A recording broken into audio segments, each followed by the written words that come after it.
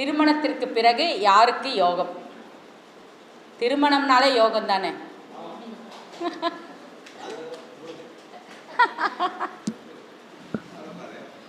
ஏன்?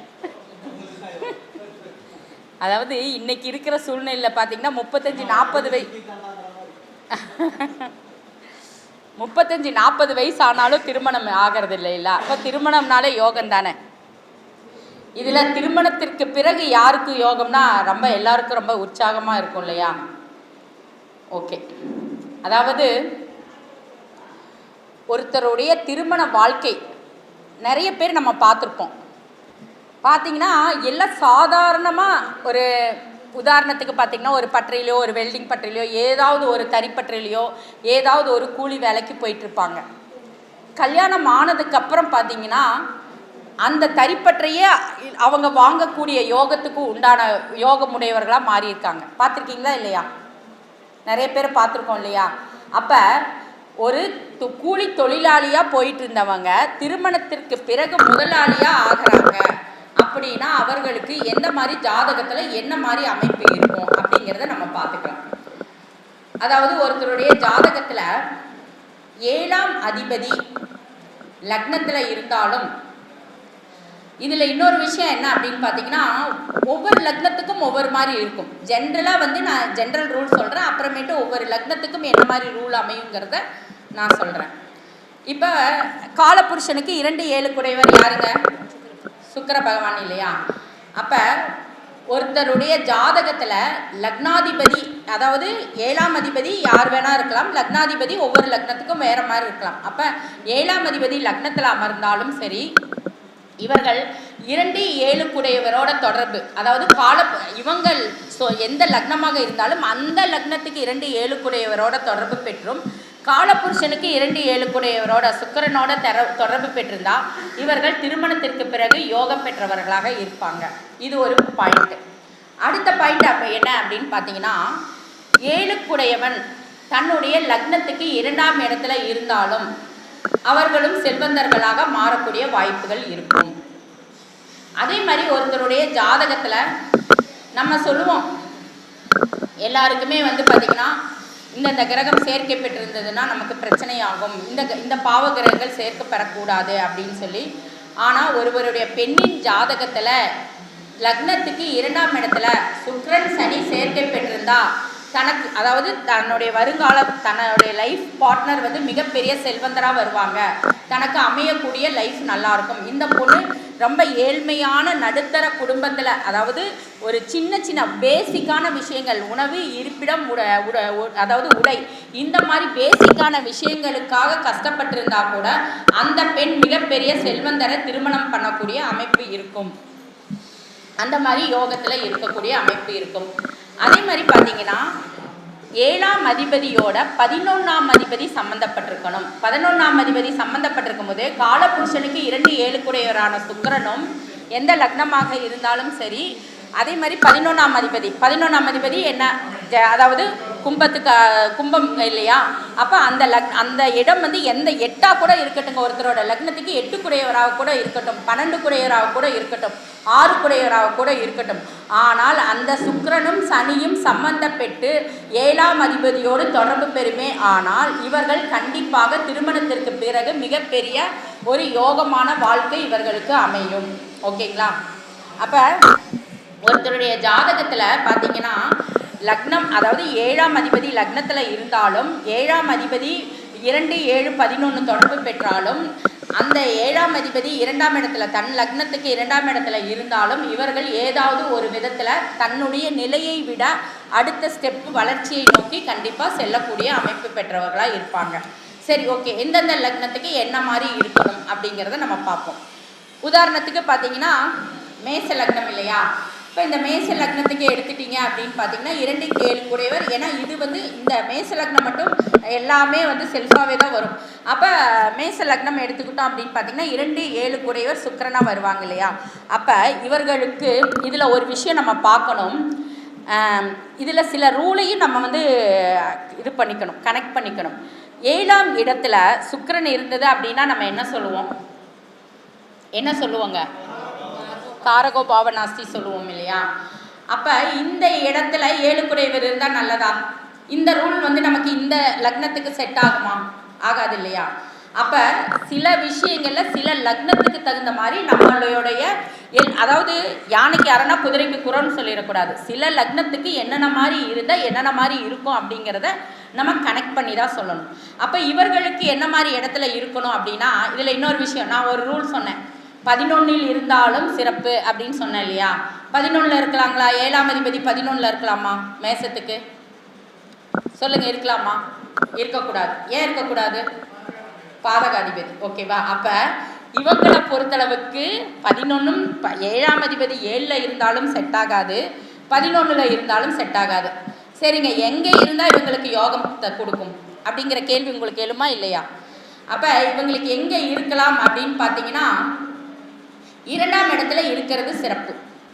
ஓகேங்களா? 2ஆம் இடத்துல இவங்களுக்கு இருக்கிறது, அதாவது சுக்கிரன் ரிஷபத்தில் இருக்கிறது, தன் வீட்டில் ஆட்சி பெற்று இருக்கிறது சிறப்பு. அதே மாதிரி இன்னொரு விஷயம் என்ன அப்படின்னா, உங்களுக்கு இந்த மேச லக்னத்துக்கு இந்த 2 குடையவர் எங்கே இருக்கணும்? கன்னியில் இருந்தாலும் கூட சிறப்பு தான். அங்கே இருக்குது, அங்கே வந்து நமக்கு வந்து சுக்கிரன் வந்து நீசம் ஆயிருக்காரு அப்படின்லாம் நினைக்க வேண்டாம். அங்கே இருந்தாலும் அவர்களுக்கு நல்ல ஒரு வேலை, அதாவது மெடிக்கல் சம்மந்தப்பட்ட ஃபீல்டு, அந்த மாதிரி ஒரு நல்ல ஒரு அமையக்கூடிய மனைவி வந்து மெடிக்கல் சம்மந்தப்பட்ட ஃபீல்டில் உள்ளவளாகவும், ஒரு என்ன சொல்கிறது, நர்ஸு சம்மந்தப்பட்டது ஒரு சர்வீஸ் பண்ணுற தொழில் அமையக்கூடியவளாகவும் இவர்களுக்கு மனைவி அமையக்கூடிய அமைப்பு இருக்கும். ஸோ அந்த இடத்துல இருக்கலாம், ஒன்றும் தப்பு கிடையாது. இவங்களுக்கு மட்டும் இந்த ரூல் வந்து நம்ம பார்த்திங்கன்னா இந்த 2-11 கூடிய ரூல் வந்து செட் ஆகாது, இவங்களுக்கு மாறும். ஓகேங்களா? அடுத்து பார்த்திங்கன்னா ரிஷப லக்னத்தை எடுத்துக்கலாம். இந்த ரிஷபத்துக்கு 2-7 குடையவர், ஏன்னா மேசத்துக்கு மட்டும்தான் 2-7 குடையவர் ஒருவராக வருவார். இந்த ரிஷபத்துக்கு 2-7 குடையவர் வேறு வேறு வருவார் இல்லையா? அப்போ இந்த 2-7 குடையவர் என்னவா வருவார்? புதனும் செவ்வாயுமா வருவார். ஓகேங்களா? அப்போ இந்த புதன் செவ்வாய் ஏதாவது ஒரு இடத்துல இணைவு பெற்று, அதாவது இந்த 7ஆம் அதிபதி செவ்வாய் புதனோட நட்சத்திர சாரத்திலையோ அல்லது புதன் செவ்வாயோட நட்சத்திர சாரத்திலையோ 7ஆம் இடத்துலையோ இல்லை 11ஆம் இடத்துலையோ எங்கே இருந்தாலும் சரி, இவர்களுக்கு திருமணத்திற்கு பிறகு மிகப்பெரிய ஒரு ராஜயோகம் அமையக்கூடிய அமைப்பு இருக்கும். இது ரிஷப லக்னத்தில் எந்த ஜாதகமாக இருந்தாலும் நீங்கள் செக் பண்ணிக்கலாம். ஓகேங்க. அடுத்து பார்த்திங்கன்னா மிதுன லக்னம். இந்த மிதுன லக்னத்துக்கு 2-7 குடையவர் யார் அப்படிங்கிறத பார்க்கலாம். ஏன்னா மிதுன லக்னம் அப்படின்னு எடுத்துக்கிட்டாலே 2 குடையவர் சந்திரனாக வருவார், 7 குடையவர் வந்து குருவாக வருவார். ஆஸ் யூஸ்வல் நம்ம என்ன சொல்லுவோம்? பாதகாதிபதி அப்படின்னு சொல்லுவோம். அதாவது நம்ம இப்போ செல்வத்தை பற்றி பேசுகிறப்ப செல்வத்தை மட்டும் பேசுவோம். அடுத்த ஒரு பாதகத்தை எப்படி செய்வாருங்கிறது நம்ம அது என்ன கொடுத்து என்ன கெடுப்பார் அப்படிங்கிறதையும் நம்ம இந்த ரூலுக்கு அப்ளை பண்ணி பார்ப்போம். அப்போ இந்த ரூலில் வந்து பார்த்திங்கன்னா இந்த 2 குடைய சந்திரனும் 7 குடைய குருவும், ஏதாவது இது வந்து பார்த்திங்கன்னா சந்திரன் வீட்டில் குரு வந்து உச்சமாகறாரு இல்லையா? அப்போ இவங்களுக்கு வந்து சந்திரன் குரு 2ஆம் வீட்டில் இருந்தாலும், உதாரணத்துக்கு பார்த்திங்கன்னா 79ல் பிறந்தவங்களுக்கெல்லாம் பார்த்திங்கன்னா மிதுன லக்னமாக இருந்து கடகத்தில் சந்திரன் குரு, 79ல் பிறந்தவங்களுக்கெல்லாம் பார்த்திங்கன்னா கடகத்தில் இருக்கும், குரு உச்சமாக இருப்பார். ஒருவேளை இவங்க கடகராசியாக எந்த நட்சத்திரமாக இருந்தாலும் சரி, உதாரணத்துக்கு புனர்பூசமாகட்டும், பூசமாகட்டும், ஆயில்யமாகட்டும், எந்த நட்சத்திரமாக இருந்தாலும் லக்னத்துக்கு 2ஆம் இடத்துல குரு உச்சமாவார். அப்போ இவர்களுக்கும் திருமணத்திற்கு பிறகு மிக ராஜயோக வாழ்க்கை இவர்களுக்கு கண்டிப்பாக கிடைக்கும். இது வந்து நிறைய இந்த மாதிரி ஜாதகம் வந்து என்னோடய ஃப்ரெண்டோட ஜாதகமே இருக்குது. அவங்களும் பார்த்திங்கன்னா திருமணத்திற்கு பிறகு மிக நல்ல ஒரு படிப்படியாக முன்னேற்றம், நல்ல ஒரு டெவலப்மெண்ட்டு, நல்ல ஒரு ராஜயோகமான வாழ்க்கை தான் இவங்களுக்கு இருக்குது. ஓகேங்களா? அடுத்து பார்த்திங்கன்னா கடகம். இந்த கடகத்துக்கு 2 குடையவர் யாருங்க? இப்போ வந்து நான் வந்து 2-7 மட்டும் டச் பண்ணிட்டு வரேன். அதுக்கப்புறம் பார்த்திங்கன்னா நம்ம ரூல் வந்து நீங்கள் எடுத்துக்கிறப்ப 11 இருந்தாலும் 11ம் இருந்தாலும் இந்த 2-7 அதிபதிகளோட 11 தொடர் பெறவும் கண்டிப்பாக அதுவும் ஒரு வித ராஜயோகத்தை கொடுக்கும். அதாவது தசாபுத்தி காலங்களில் நம்ம பார்க்கணும். ஏன்னா 2-7 தொடர்பு பெற்று மெயினாக பார்த்திங்கன்னா எந்த ரூலுமே அது அப்ளிக் ஆகணும் அப்படின்னா அது கண்டிப்பாக வந்து தசாபுத்தி காலங்களில் தொடர்பு பெறணும். நட்சத்திர சாரங்கள் ஏதோ ஒரு வகையில் தொடர்பு பெற்று அமைஞ்சால் மட்டும்தான் இந்த ரூல் வந்து அப்ளை ஆகும். அதையும் நான் சொல்லிக்கிறேன். அடுத்து பார்த்திங்கன்னா கடகம் இல்லையா? இந்த கடகத்துக்கு 7 குடையவர் சனியாக வருவார், 2 குடையவர் சூரியனாக வருவார். அப்போ இந்த 2-7 குடையவர் சூரியன் சனி. இப்போ சூரியன் சனி இணைவு பெற்றிருந்தால் நம்ம என்ன சொல்லுவோம்? குடும்பஸ்தானத்திலையோ அல்லது 7ஆம் இடத்துலையோ சிறப்பு இணைவு பெற்றிருந்தால் சிறப்பு இல்லை இல்லையா? அப்போ இவங்களுக்கு இந்த ரூல் வந்து கொஞ்சம் அதாவது என்னென்னா பிரச்சனைகளை கொடுத்து அதுக்கப்புறம் தான் மிகப்பெரிய இதை கொடுக்கும். அதாவது நிறைய அவமானங்களை சந்தித்த பிறகு தான், அதாவது தன் கணவனாலேயோ மனைவினாலேயோ ஒருவேளை இந்த 2 கிரகங்கள் இணைவு இருந்தது அப்படின்னா அது ராஜயோகத்தை கொடுக்கும். ஆனால் எப்போ கொடுக்கும் அப்படிங்கிறத நம்ம பார்க்கணும், எந்த மாதிரி டைமில் கொடுக்கும் அப்படிங்கிறத பார்க்கணும். அப்போ இந்த காலகட்டங்களில் சூரியன் சனி இணைவு பெற்று இருந்தது அப்படின்னு வச்சுக்கோங்க, இவர்களுக்கு அதாவது 2ஆம் இடத்துலையோ சரி 7ஆம் இடத்துலையோ சரி தொடர்பு பெற்று இருந்ததுன்னா கணவனாலேயோ இல்லை மனைவினாலேயோ ஒரு மிகப்பெரிய அவமானம் சந்திப்பாங்க. அவமானத்தை சந்தித்த பிறகு தான் இவர்களுக்கு மிகப்பெரிய வாழ்க்கை, அதாவது ஒரு டைவர்ஸ் வரைக்குமே கூட போயிடுவாங்கன்னு வச்சுக்கோங்களேன். அந்த வரைக்குமே போயிட்டு அதற்கு பிறகு இவர்கள் வந்து ஒரு வாழ்க்கையில் ஒரு மிகப்பெரிய இதை வந்து ஒரு செல்வாக்கை வந்து அடையக்கூடிய அமைப்பு இருக்கும். ஓகேங்களா? அடுத்து சிம்மம். இந்த சிம்மத்துக்கு எடுத்துக்கலாம். இந்த சிம்ம ராசியாகட்டும் லக்னமாகட்டும் இவங்களுக்கு எடுத்துக்கிட்டா 2 குடையவர் பார்த்தீங்க அப்படின்னாலும் 2 குடையவர் புதனாக வருவார், 7 குடையவர் வந்து சனியாக வருவார் இல்லையா?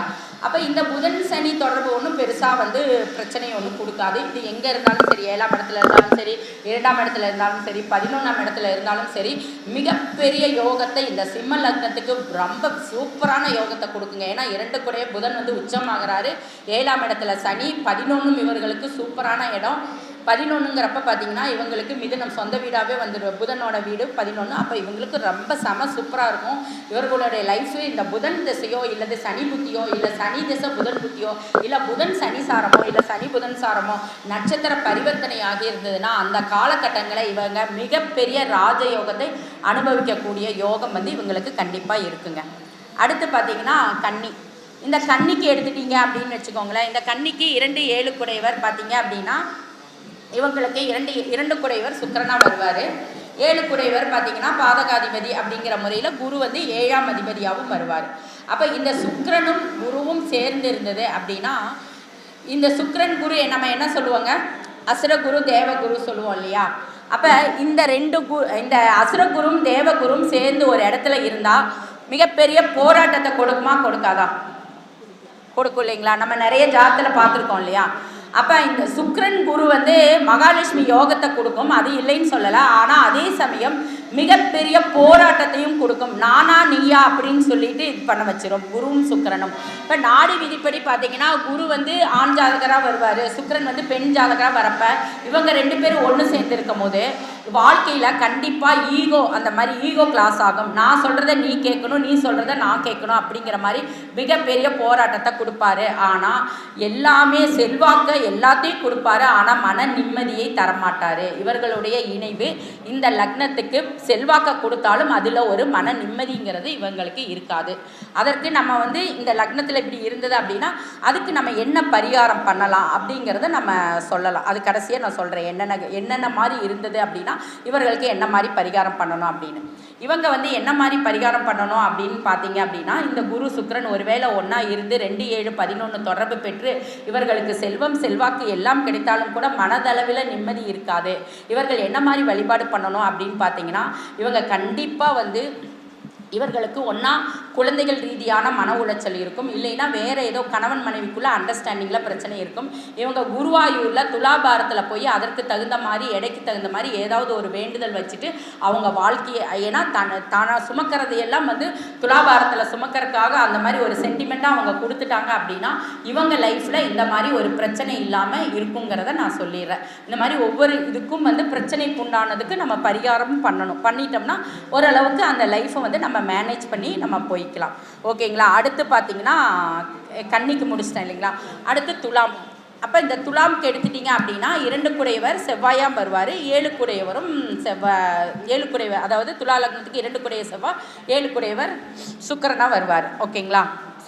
7 குடையவரும் சுக்கிரனாக வருவார். 2 7 குடையவர் ஒருவரே வருவார் இல்லையா? அப்போ இந்த 2 7 குடையவர் சுக்கிரனாக வரப்போ இவர்களுக்கு எந்த மாதிரி பிரச்சனை இருக்கும் அப்படின்னா இவர்கள் இயற்கையாகவே, அதாவது இவர்களுக்கு வந்து எந்த ரூலுமே அப்ளையே பண்ண வேண்டாங்க. இவர்களுக்கு திருமணத்திற்கு பிறகு கண்டிப்பாக வந்து ஒரு ஆணாகட்டும் பெண்ணாகட்டும் மனைவியின் மூலம் ஏதாவது ஒரு வகையில் வருமானம் தரக்கூடிய அமைப்பு இருக்கும். ஏன்னா 2-7 தொடர்பு பெறுது அப்படிங்கிறனால வருமானம் வரக்கூடிய அமைப்பு இருக்கும். அதே மாதிரி பார்த்தீங்கன்னா இவங்க குடும்பத்தில் என்னைக்கு ஒரு புது வரவு வராங்களோ அதற்கப்புறம் இவங்களுடைய லைஃப் ஸ்டைல் வந்து ரொம்ப நல்லாயிருக்கும். அதாவது திருமணமே இவங்களுக்கு ஒரு மனைவியின் மூலமோ இல்லை சொத்து உள்ள மனைவியா இல்லை ஏதாவது ஒரு விதத்தில் பணம் சம்பாதிக்கக்கூடிய மனைவியாக வரக்கூடிய அமைப்பு இருக்கும். அதையும் தாண்டி இவர்களுடைய வாழ்க்கையில் டெவலப் பண்ணால் குடும்பத்தில் ஒரு புது நபர் எப்போ வராங்களோ அதுக்கப்புறம் இவங்களுடைய லைஃப் வந்து நல்ல டெவலப் ஆகக்கூடிய அமைப்பு இருக்கும். அடுத்து பார்த்திங்கன்னா விருச்சிகம். இந்த விருச்சிகத்துக்கு பார்த்தீங்கன்னா 2-7 குடையவர் எடுத்துட்டிங்கன்னா 2-7 குடையவர் குருவாக வருவார், அடுத்து சுக்கிரனாக வருவார் இல்லையா. அப்போ இந்த சுக்கிரன் அப்போ குரு அப்படிங்கிறப்ப இவங்களுக்கும் இதே மாதிரி தான் சேம் பிரச்சனை வந்து இருக்கும். அதாவது குரு வந்து சுக்கிரனோட நட்சத்திர சாரத்தில் இருந்தாலும் சரி, சுக்கிரனோட சாரத்தில் இருந்தாலும் 2-7 அதிபதிகளோட 11 அதிபதிகளோட தொடர்பு பெற்று இல்லை இந்த தசாபுத்தி காலங்களில் இவர்கள் வந்து எப்படி இருக்கணும் அப்படின்னா இவர்கள் வந்து அதாவது ஈகோவை கண்டிப்பாக விட்டு இருக்கணும். அப்படி இருந்தால் மட்டும்தான் இவர்களுக்கு சிறப்பாக இருக்கும். ஏன்னா இவங்க லைஃப்பில் எப்போ பிரச்சனை வரும் அப்படின்னு பார்த்தீங்கன்னா ஒரு குழந்தை பிறந்த பிறகு தான் இவங்க லைஃப்பில் பிரச்சனை வரக்கு வாய்ப்பு இருக்குது. அது வரைக்கும் இவங்க லைஃப் பார்த்தீங்கன்னா அதாவது நான் இவங்களுக்கு என்ன சொன்னேன், புதுவரவு வந்த பிறகு நல்லா இருக்கும்னு சொன்னேன். ஆனால் இவங்களுக்கு எப்படி இருக்கும் அப்படின்னு பார்த்தீங்கன்னா இவங்க லைஃப்பில் குழந்தை வந்ததுக்கப்புறம் ஏதாவது ஒரு பிரச்சனை வந்து சுமக்கக்கூடிய அமைப்பு இருக்கும். கண்டிப்பாக ஒரு பிரிவோ ஒரு பிரச்சனையோ இருக்கும். அது எதனால் வரும் அப்படின்னு பார்த்தீங்கன்னா ஈகோனால தான் வரும். அப்போ இந்த விஷயத்தில் வந்து இவங்க கவனமாக இருக்கணும். இவங்க எந்த மாதிரி பரிகாரம் பண்ணணும் அப்படிங்கிறத பார்த்தீங்க அப்படின்னா இவர்கள் வந்து திருச்செந்தூர் முருகர் வழிபாடு பண்ணுறது நல்லது. அதாவது வியாழக்கிழமை அன்னைக்கு திருச்செந்தூர் முருகர் வழிபாடு பண்ணிட்டு வந்தீங்கன்னா இவர்களுடைய அதாவது குழந்தை பிறந்ததுக்கப்புறம் இவங்க லைஃப்பில் பிரச்சனை வரும். கொஞ்சம் கொஞ்சமாக இவர்கள் பிரச்சனையிலேருந்து வெளியே வர வைக்கும். மற்றபடி எல்லாமே நல்லா இருக்குங்க. பொருளாதாரமாகட்டும் செல்வமாகட்டும் நினைச்சது கிடைக்கும், எல்லாமே கிடைக்கும். ஆனால் ஒரு மன நிம்மதி இருக்காது. அப்போ அந்த மன நிம்மதிங்கிறது அந்த குழந்தை பிறந்ததுக்கு அப்புறம் தான் அந்த மாதிரி இருக்கும். அது வரைக்கும் பார்த்திங்கன்னா நாங்கள் 2 பேரும் ஹஸ்பண்ட் ஒய்ஃப் ரொம்ப ஜாலியாக இருந்தாங்க, ரொம்ப சந்தோஷமாக ஹாப்பியாக இருந்தோம் அப்படிம்பாங்க. ஆனால் குழந்தை பிறந்ததுக்கப்புறம் இவர்கள் மிகப்பெரிய ஒரு அதாவது வாழ்க்கையிலே எதிர்பார்க்கலை, எனக்கு இப்படி ஒரு கணவரா, எனக்கு இப்படி ஒரு மனைவியா, இந்த மாதிரியா, நல்லா தாங்க இருந்தார், இப்போ தாங்க இப்படி சிடிச்சிடுன்னு விழுகிறாரு, இப்படி பேசுகிறாருங்க அப்படிங்கிற மாதிரியெல்லாம் இருக்கும். அப்போ இவர்கள் வந்து இந்த மன அமைதிக்காக கண்டிப்பாக வந்து திருச்செந்தூர் முருகர் வழிபாடு பண்ணுறதும் அதே மாதிரி பார்த்திங்கன்னா சுக்கிரரோட ஸ்ரீரங்கம் போய் வழிபாடு பண்ணுறதும் இவர்களுக்கு குடும்பத்தில் செல்வம் இருந்தாலும் அந்த மன நிம்மதியை தரக்கூடிய அமைப்பை வந்து கொடுக்கும். ஓகேங்களா. அடுத்து பார்த்திங்கன்னா தனுசு. இந்த தனுசுக்கு எடுத்துட்டிங்க அப்படின்னா 2 குடைவர் சனியாக வருவார், 7 குடைவர் ஆஸ் யூஷுவல் பாதகாதிபதி புதனாக வருவார். ஓகேங்களா. அப்போ இவர்களுக்கு என்ன மாதிரி அமைப்பு இருக்கும் அப்படின்னா இந்த 2-7-11 பார்த்திங்கன்னா சுக்கிரனாக வருவார். அப்போ இவர்களுக்கு வந்து பார்த்திங்கன்னா 2-7-11 சம்மந்தப்படுறப்ப மிக சிறந்த யோகத்தை கொடுக்கும். ஏன்னா புதன் சனி சுக்கிரன் எல்லாமே பார்த்திங்கன்னா ஒன்றுக்கு ஒன்று நட்பு கிரகம். இதில் ஒரே ஒரு பிரச்சனை என்ன அப்படின்னா பாதகாதிபதியாக வராரு. அப்போ பாதகாதிபதி எப்போ பாதகத்தை செய்வார் அப்படிங்க, எப்பவுமே பாதகாதிபதி பாதகத்தை செய்வாரா அப்படிங்கிறத நம்ம பார்க்கணும். ஆனால் எப்பவுமே பாதகாதிபதி பாதகத்தை செய்ய மாட்டார். அவருடைய தசாபுத்தி காலங்களையோ அதாவது இந்த 2ஆம் அதிபதி சனியோ இல்லை 11ஆம் அதிபதி சுக்கிரனோ வந்து புதனோட சாரம் பெற்றிருந்தாலோ இல்லை புதனோட தசாபுத்தி காலங்கள் அந்தரங்களில் இந்த மாதிரி காலகட்டங்களில் இவர்களுடைய சந்திப்பு நடக்கும்போது மட்டும்தான், அதாவது சனியும் ஆகட்டும் சுக்கிரன் புதன் இந்த 3ம் சந்திப்பு தசாபுத்தி காலங்களில் எப்பெல்லாம் சந்திப்பு நடக்குதோ அந்த காலகட்டங்களில் மட்டும்தான் இவங்க கொஞ்சம் கவனமாக இருக்கணும், பிரச்சனை இருக்கும். மற்றபடி பார்த்திங்கன்னா இவர்கள் மிகப்பெரிய பொருளாதாரத்தை நோக்கி அடையக்கூடிய வலிமை வந்து இவர்களுக்கு ரொம்ப சூப்பராக இருக்குங்க. இந்த கிரக இணைவு இருந்தது அப்படின்னால அதாவது வெல் செட்டில்டு அப்படின்னு சொல்லலாம். அந்த மாதிரி மிக சிறப்பாக இருக்கும். அதே மாதிரி பார்த்திங்கன்னா அடுத்து பார்த்திங்கன்னா மகரம். இந்த மகரத்துக்கு 2 குடையவர் வந்து பார்த்திங்கன்னா சனியாக வருவார், 7 குடையவர் சந்திரனாக வருவார். அப்போ இவர்களுக்கு என்ன மாதிரி விஷயம் நடக்கும் அப்படின்னு பார்த்தா இந்த சந்திரன் இப்போ இவங்களுக்கு 11 எடுத்துக்கிட்டாலுமே மகரத்துக்கு 11 எடுத்துக்கிட்டாலுமே செவ்வாய் வருவார். அப்போ இந்த கிரகத்தில் இவர்களுக்கு வந்து திருமணத்திற்கு பிறகு அமையக்கூடிய லைஃப் எப்படி இருக்கும் அப்படின்னு பார்த்தீங்கன்னா நிறைய ஸ்ட்ரகிளை வந்து இவங்க சந்தித்து தான் இவர்களுக்கு மிகப்பெரிய லைஃப் கிடைக்கும். அப்படிங்கிறது கிடைக்காமல் இருக்காது. ஏன்னு கேட்டிங்கன்னா 2 எடுத்துக்கிட்டிங்கனாலும் சனியாக வருவார் இல்லையா, 7 எடுத்துக்கிட்டிங்கனாலும் சந்திரனாக வருவார், 11 எடுத்துக்கிட்டிங்கனாலும் செவ்வாய் வருவார். அப்போ செவ்வாய் சனி சந்திரன் எல்லாருமே பார்த்திங்கன்னா ஒருத்தருக்கு ஒருத்தர் பகை. இப்போ இந்த சந்திரன் சனி இருந்தாலே வந்து நம்ம புணர்ப்புன்னு சொல்லுவோம். வாழ்க்கையில் தோல்விக்கு பின் தான் வெற்றி கிடைக்கும். எந்த ஒரு விஷயத்தையும் 2வது முறை அவர்கள் சந்திக்கணும். திருமணமே அதாவது புணர்ப்பு தோஷத்துக்கு ஒரு என்ன சொல்கிறது ஒரு பரிகாரம் அப்படின்னு பார்த்தீங்கன்னா திருமணம் நடக்கிறதுக்கு முன்னாடி இவங்களுக்கு 2 திருமணம் அந்த மாதிரியெல்லாம் நடக்கிறது. இவங்கெல்லாம் எனக்கு தெரிஞ்ச ஒரு சின்ன பரிகாரம் இந்த இதில் சொல்கிறேன் நான். பத்திரிக்கை அடிச்சுட்டு அந்த பத்திரிக்கை வந்து இவங்க வந்து கிழிச்சு போட்டு மறுபடியும் வேறு பத்திரிக்கை அடிக்கணும். அடிச்சிங்கன்னா இவங்களுக்கு திருமணம் வந்து தடை பண்ணுறது வந்து நல்லா தடை இல்லாமல் நடக்கும். இது ஒரு மிக சிறந்த பரிகாரம். ஏன்னா இவர்கள் வாழ்க்கையில் எது நடந்தாலும் 2வது முறை நடக்கணும் இல்லையா, அதனால் நான் இந்த இதை சொல்கிறேன். அப்போ இவங்க ஏற்கனவே பத்திரிக்கை அடித்து எல்லாத்துக்கும் ஒரு 4 பேருக்கு கொடுத்துட்டு அதுக்கப்புறம் கிழிச்சு போட்டு மறுபடியும் அதே இது பண்ணாங்கன்னா இது நல்லாயிருக்கும். அது மாதிரி ஒவ்வொரு விஷயமும் அதே மாதிரி அது ஒவ்வொரு இதுக்கும் தகுந்த மாதிரி எல்லா விஷயங்களுக்கும் இவங்க இப்போ ஒரு வேலைக்கு போனாலும் சரி, ஒரு எந்த இதுனாலும் சரி, இவர்களுக்கு 2வது தடவை தான் நல்லாயிருக்கும். அப்போ இந்த புனர்ப்பு தோஷத்துக்கு நமக்கு மிக சிறப்பான கோயில் பார்த்திங்கன்னா ஈரோட்லேயே கபாலீஸ்வரர் கோயில் இருக்கார். சந்திரன் சனிமா ஆப்போசிட் இருப்பார். இது வந்து இந்த கோயிலுக்கு போகிறது இவங்களுக்கு மிகச்சிறந்த பரிகாரம். அப்போ இவர்கள் எப்படி வாழ்க்கையில் டெவலப் ஆவாங்க அப்படிங்கிறத பார்த்தோம் அப்படின்னா, இவர்கள் வந்து நிறைய அதாவது பயங்கர ஸ்ட்ரகிள் தான் இருக்கும். ஸ்ட்ரகிளுக்கு அப்புறம் என்ன சொல்கிறது, பிஸ்னஸ் ஆரம்பித்தாலும் சரி, இவங்க மகர லக்னம் வந்தோ மகர ராசி ஆகட்டும் எடுத்தோடனே திருமணத்துக்கு அப்புறம் இவங்க மிகப்பெரிய ஸ்ட்ரகிளை கண்டிப்பாக சந்திப்பாங்க. ஏன்னு கேட்டால் இவர்கள் வந்து ஒரு பிஸ்னஸ் பண்ணாலும் அதுலேயும் லாஸ் இருக்கும். ஒரு தொழில் வேலைக்கு போனாலும் அந்த வேலையிலும் ஒரு நிம்மதி இருக்காது, வேலையும் மாற்றக்கூடிய அமைப்பு இருக்கும். இந்த மாதிரி நிறைய ஸ்ட்ரகிளெல்லாம் சந்தித்து அதற்கு அப்புறம்தான் இவர்கள் வந்து வெற்றி பெறக்கூடிய அமைப்பு இருக்கும். இவர்கள் இதற்கு என்ன பரிகாரம் பண்ணணும் அப்படின்னு பார்த்தீங்க அப்படின்னா, அதாவது பாத யாத்திரையாக செல்வது, அவங்களுக்கு ஏதாவது உதவி பண்ணுறது, இல்லை இவங்களே பாத யாத்திரை செல்வது, இந்த மாதிரி ஏதாவது ஒரு விஷயம் அவங்க பண்ணணும். அதே மாதிரி சுமங்கலி பெண்களுக்கு வந்து ஏதாவது ஒரு வெள்ளிக்கிழமை அன்னைக்கு ஏதாவது இவங்களால முடிஞ்ச இயன்ற உதவி செய்யணும். அதாவது பார்த்திங்கன்னா ஒரு வெள்ளிக்கிழமை ஒரு ப்ளவுஸ் பீட்டு வாங்கி கொடுக்கறது, ஒரு கண்ணாடி வளையல், ஒரு மருதாணியை வந்து நம்ம கோனெல்லாம் வாங்கி கொடுக்கக்கூடாது, அது வேஸ்ட்டு. நம்ம மருதாணியை அரைச்சி கொஞ்சமாவது ஒரு 5 விரலுக்கு வைக்கிறதுக்கு கொஞ்சமாவது மருதாணி, ஜாக்கெட் பிட்டு, வெத்தலைப்பாக்கு, இந்த சுமங்கலி பொருட்களுக்கு உண்டானதெல்லாம் இருக்கும் இல்லையா, இந்த மஞ்சள் குங்குமம் எல்லாம் அதெல்லாம் வச்சு இவங்க பண்ணிட்டு வர்றது சிறப்பாக இருக்கும். இவங்க லைஃப்பில் பார்த்திங்கன்னா கணவரோ மனைவியோ இவங்க திருமணத்திற்கு பிறகு, அதுக்கு முன்னாடி பார்த்திங்கன்னா நல்ல வேலை அமைப்பு எல்லாமே சிறப்பாக இருக்குங்க. திருமணத்திற்கு பிறகு பார்த்திங்கன்னா மிகப்பெரிய ஸ்ட்ரகிள் இருக்கும். அவங்களுக்கெல்லாம் இதுதான் காரணம். இந்த நான் சொன்ன வேண்டிய பரிகாரமெல்லாம் பண்ணிட்டு வந்தாங்கன்னா அவங்க லைஃப் வந்து கொஞ்சம் கொஞ்சமாக டெவலப் ஆகி கண்டிப்பாக அவங்களுக்கு சிறப்பாக இருக்குங்க. அடுத்து பார்த்திங்கன்னா கும்பம். இந்த கும்பம் வந்து பார்த்திங்கன்னா 2 குடைவர் என்னவா வருவார், குருவாக வருவார். இப்போ 7 குடைவர் சூரியனாக வருவார். அப்போ குரு சூரியன் சேர்ந்தது அப்படின்னா என்னங்க, சிவராஜ யோகம் இல்லையா. அப்போ சூப்பராக இருப்பாங்க. இருக்கிற லக்னத்திலே பார்த்திங்கன்னா இவங்கெல்லாம் சும்மா திருமணத்திற்கு பிறகு அதை இயற்கையாகவே இவங்களுக்கு வந்து என்ன டிஃபால்ட்டாகவே இவங்களுக்கு யோகம் தான் அப்படிங்கிற மாதிரி தான் சொல்லணும். அதே மாதிரி பார்த்திங்கன்னா கும்பத்துக்கு பார்த்திங்கன்னா 2 குடைவரும் 11 குடைவருமே குருவாக வரனால பார்த்திங்கன்னா சூப்பராக இருப்பாங்க. இவங்களுக்கு வரும்போதே பார்த்திங்கன்னா மனைவியெல்லாம் பார்த்திங்கன்னா நல்ல வசதி வாய்ப்புகளும் செல்வந்தராகவும், அதாவது இல்லைன்னா வசதி வாய்ப்புகள் இருக்கணும். இல்லை அப்படின்னா திருமணத்திற்கு பிறகு இவங்களுக்கெல்லாம் பாருங்கள் கவர்மெண்ட் வேலை இதுக்கெல்லாம் ட்ரை பண்ணிகிட்டு இருப்பாங்க. திருமணம் ஆனதுக்கப்புறம் இவங்களுக்கு கவர்மெண்ட் வேலை கிடச்சிருங்க. அந்த மாதிரி ஒரு அமைப்பு இருக்கும். ஒரு நல்ல ஒரு செல்வாக்குள்ள லைஃப் வந்து இவங்களுக்கு வந்து இந்த அமையக்கூடிய அமைப்பு இருக்குங்க. அடுத்து பார்த்திங்கன்னா மீனம். இந்த மீனத்துக்கு 2 7 குடைவர் எடுத்துட்டிங்கன்னா செவ்வாயும் குருவாக வராரு இல்லையா. அப்போ இந்த செவ்வாய் குரு சேர்ந்ததுனாலே நமக்கு குருமங்கள யோகம்னு சொல்லுவோம் இல்லையா. அப்போ இந்த இது 11 கூடையும் சம்மந்தப்பட்டாலும் 11 சனி இல்லையா. அப்போ சம்மந்தப்பட்டாலும் இவர்களுக்கு திருமணத்திற்கு பிறகு இவர்களுக்கு எந்த மாதிரி யோகம் கொடுக்கும் அப்படின்னு பார்த்தீங்க அப்படின்னா, இவர்களுக்கு அதுக்கப்புறம் தான் பார்த்தீங்கன்னா தன்னுடைய கணவன் வீட்லையோ மனைவி வீட்லையோ சொத்துக்கள் பிரித்து தனக்கு கொடுக்கக்கூடிய அமைப்பு இருக்கும். திருமணத்துக்கு பிறகு அது வரைக்கும் எதுவுமே சொத்துக்கள், அதாவது தன் அப்பா வீட்லேயே ஆகட்டும் தன்னுடைய மனைவி வீட்லேயே ஆகட்டும் சொத்துக்களை பற்றி எதுவுமே பேச மாட்டாங்க. அதுக்கப்புறம் பார்த்திங்கன்னா சொத்துக்கள் பிரித்து அதன் மூலம் அந்த சொத்துக்கள்னால ஒரு வியாபாரத்தை பெருக்கிறதோ, இல்லை அந்த சொத்துக்களை வந்து ஏதாவது வீடு கட்டி விடுறதோ, இந்த மாதிரி ஒரு அமைப்பின் மூலம் இவர்களுக்கு நல்ல ஒரு யோகம் அமைக்கக்கூடிய அமைப்பு இருக்கும். இப்போ இந்தந்த லக்னத்துக்கெல்லாம் இந்தந்த அமைப்பு இருக்கும். இதெல்லாம் இந்த தசாபுத்தி காலங்கள்லையும் இந்த நட்சத்திரங்கள் பரிவர்த்தனை ஆனாலும் இந்த நட்சத்திர தசாபுத்தி காலங்கள் ஒன்றோடு ஒன்று இணையும் பொழுது இந்த காலகட்டம் இந்த லக்னத்துக்கு இந்த மாதிரி இருக்கும். சில லக்னத்துக்கு சில பிரச்சனைகள் சொல்லியிருப்பேன், அதற்கு உண்டான பரிகாரங்கள் செஞ்சால் இவங்களுக்கு நல்லா சூப்பராக இருக்கும்.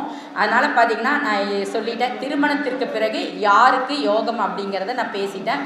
உங்கள் லக்னத்துக்கெல்லாம் எப்படி இருக்குது அப்படிங்கிறத நீங்கள் கமெண்ட் பண்ணுங்கள். அனைவருக்கும் எனக்கு வாய்ப்பளித்த ஸ்ரீராம் ஐயா அவர்களுக்கும் என்னுடைய நன்றிகளை வணக்கத்தை தெரிவிச்சுக்கிறேன். ஐயா அவர்களுக்கு இன்னைக்கு பிறந்த நாள், வாழ்த்த வயதில்லை, இருந்தாலும் வணங்குகிறேன். அவர் இன்னும் நிறைய வருடங்கள் வாழ்த்து இன்னும் இந்த ஜோதிட உலகிற்கு நிறைய சேவைகள் செய்யணுங்கிறத என்னோட மனமார்ந்த அவரை வாழ்த்திக்கிறேன். நன்றி, வணக்கம். அம்மா அவர்களுக்கு நன்றி. வழக்கம் போல் அந்த அவர்களுடைய ஒரு சீர்மிகு மேடை பேச்சு வந்தது எல்லாரையும் கவர்ந்த விதமாக இருந்தது. அதே போல் மீனாட்சி வெங்கடேசன் அம்மா அவங்களும் தான். இது நல்லா ஆனால் கண்டினியூஸாக தொடர்ந்து பேசிகிட்டே வர்றதுனால அந்த பழக்கம் தானாக வருது. சிறப்பாக இருக்குது.